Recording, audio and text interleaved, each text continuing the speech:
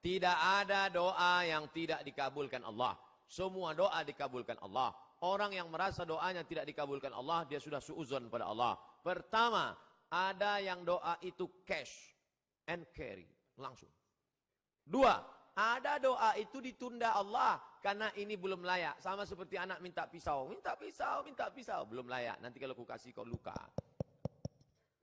Ini orang belum layak dikasih mobil. Nanti kalau dikasih mobil malah nggak sholat. Dulu waktu masih pakai motor sholat. Habis dikasih mobil, sholatnya Idul Fitri sama Idul Adha. Ilmunya belum sampai.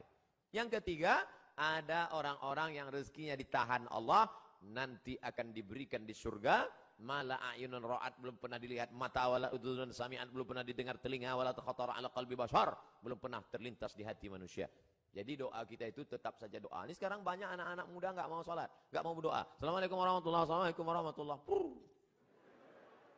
Oh, ditanya, sampean orang dungo. Kamu kok nggak berdoa? Oh, yang lama aja belum dikabulkan. Ngapain nambah yang baru loh? Doa. Orang yang nggak mau berdoa itu sombong, maka doa. Ustadz, boleh nggak kalau saya doa saya sebutkan orangnya? Ya boleh. Ya Allah, itu ada ketua BEM, orangnya ganteng banget. Ya Allah. Rasanya kalau punya suami seperti dia, so sweet. Boleh, apa nggak boleh? Tolonglah kirimkan angin cinta ke hatinya.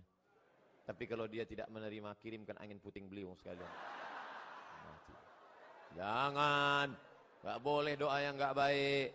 Andai dia tidak bersudi berterima, maka berilah yang lebih baik daripada dia, insya Allah. Maka kita minta pada Allah bukan yang kita mau, tapi yang dikehendaki Allah Subhanahu wa Ta'ala.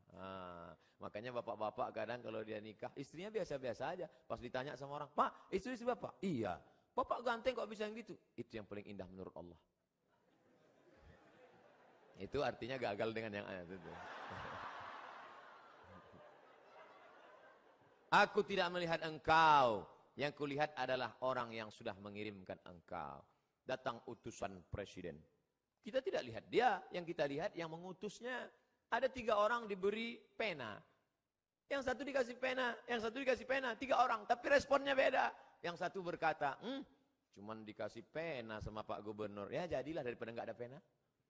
Yang satu marah-marah. Masa cuman ngasih pena? Kasih kayak Harley Davidson. Yang satu lagi, aku tidak melihat bendanya. Tapi yang kulihat adalah siapa yang memberikannya. Sehingga setiap aku menulis, orang akan bertanya, apa yang kau tulis? Tulisannya biasa, tapi pena ini pemberian sang raja. Nah, nanti begitu kau berdapat, walaupun dia biasa aja, itu siapa? Dia yang sudah dikirimkan Allah Subhanahu wa Ta'ala. Begitu. Nah, nanti bapak, ibu pulang besok, kalau ada yang nanya, itu istrimu? Iya. Kok begitu bentuknya? Dia dikirimkan Allah Subhanahu wa Ta'ala.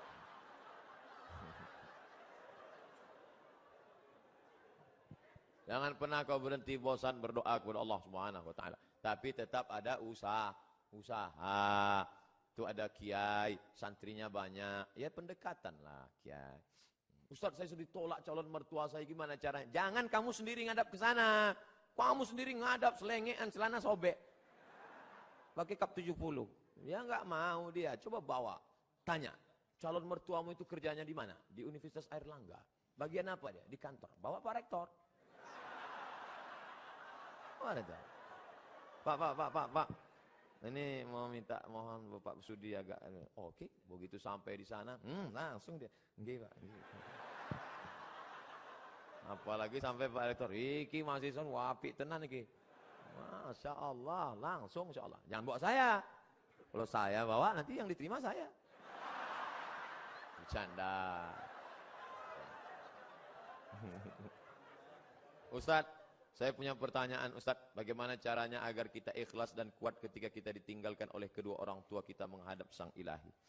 Ketika meninggal Nabi Muhammad SAW, respon sahabat macam-macam. Umar mencabut pedang. Man qala inna Muhammadan qad mata fa'atrib unuqahu. Siapa yang mengatakan Muhammad sudah mati, ku pancung kepalanya. Siapa yang berani mengatakan Muhammad mati? Ku pancung kepalanya.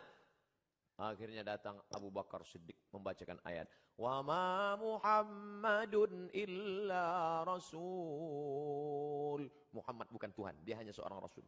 Qad khalat min qablihi rusul. Sebelumnya sudah ada rasul-rasul tapi meninggal dunia. Apa immata, kalau dia meninggal au qutila atau dibunuh orang, inqalabtum ala aqabikum. Apakah kamu akan berbalik kepada agama kamu yang lama?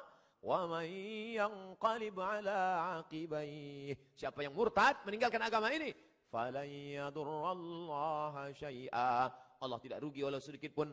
Wa sayajzillahu syakirin. Allah tetap akan memberikan balasan pada orang yang bersyukur. Jatuh pedang Umar bin Khattab. Orang setingkat Umar saja pun tetap bisa lupa ayat.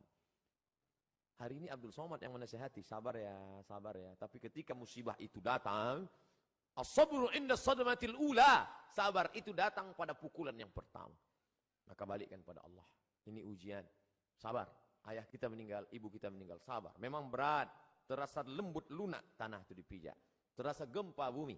Tapi datang kawan-kawan menyabarkan. Alladzina idza asabathum musibah qalu inna lillahi wa inna ilaihi raji'un. Ini bukan punya kita, ini punya Allah. Allah ambil, dia lebih sayang.